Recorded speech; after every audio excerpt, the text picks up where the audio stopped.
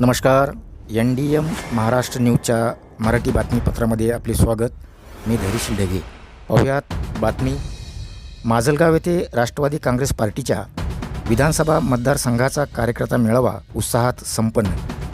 केसापुरी वसाहत येथील good luck lawns येथे आयोजित या मेळाव्याला कार्यकर्त्यांची मोठ्या संख्येने उपस्थिती लाभली.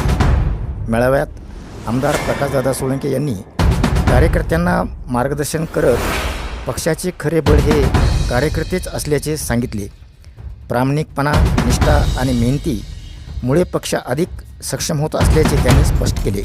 यावेळी SIR कार्यक्रम प्रभावीपणे राबविणे, BLA-2च्या जबाबदाऱ्या तसेच निवडणूक प्रक्रियेत पारदर्शकता आणि अचूकता राखण्यासाठी कार्यकर्त्यांनी सक्रिय सहभाग नोंदवावा असे आवाहन करण्यात आले.